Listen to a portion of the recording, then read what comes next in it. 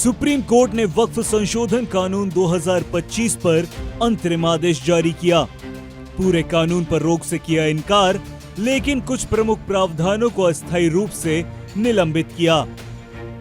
Supreme court की संविधान पीठ ने सोमवार 15 सितंबर को वक्फ संशोधन अधिनियम 2025 पर अपना अंतरिम आदेश जारी किया। मुख्य न्यायाधीश जस्टिस BR गवई और जस्टिस ऑगस्टीन जॉर्ज मसीह की पीठ ने कानून की समग्र वैधता को चुनौती देने वाली याचिकाओं पर सुनवाई करते हुए स्पष्ट किया कि पूरे कानून पर रोक लगाने का कोई आधार नहीं बनता, लेकिन कुछ प्रावधानों पर अस्थायी रोक उचित है, पूरे अधिनियम पर रोक नहीं। कोर्ट ने कहा कि संसद द्वारा पारित कानूनों को संवैधानिकता की एक प्राथमिक मान्यता प्राप्त होती है और ब्लैंकेट स्टे दुर्लभ मामलों में ही लागू किया जा सकता है। अधिनियम की प्रत्येक धारा की प्रथम दृष्टया समीक्षा के बाद कोर्ट ने पूरे कानून पर रोक लगाने से इनकार कर दिया। 5 वर्षों तक इस्लाम का अनुयायी होने की शर्त पर रोक।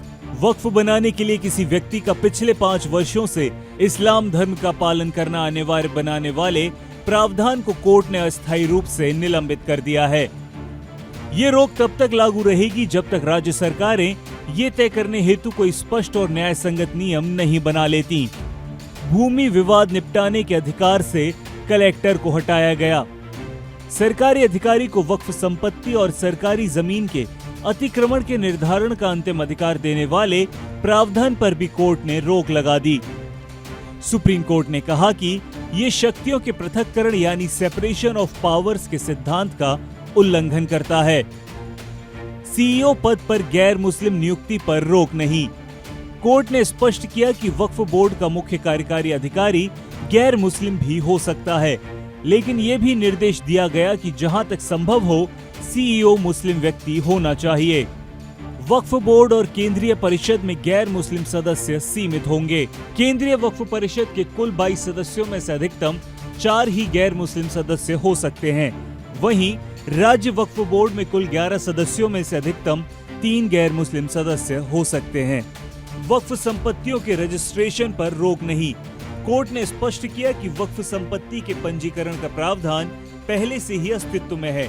ये कोई नया नवाचार नहीं है। धारा 108A को हटाना वैध।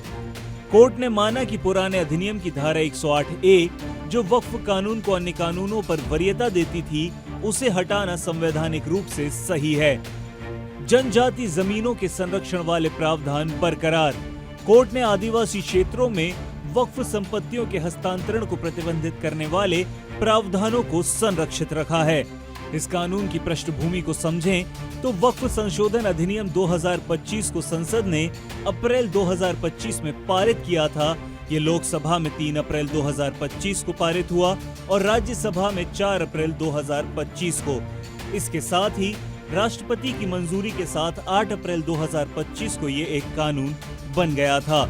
इसके खिलाफ देश भर में कई प्रदर्शन हुए, कई याचिकाएं दायर की गई थी, जिनमें अधिनियम को मुस्लिम समुदाय के धार्मिक और संपत्ति अधिकारों के उल्लंघन के रूप में प्रस्तुत किया गया था।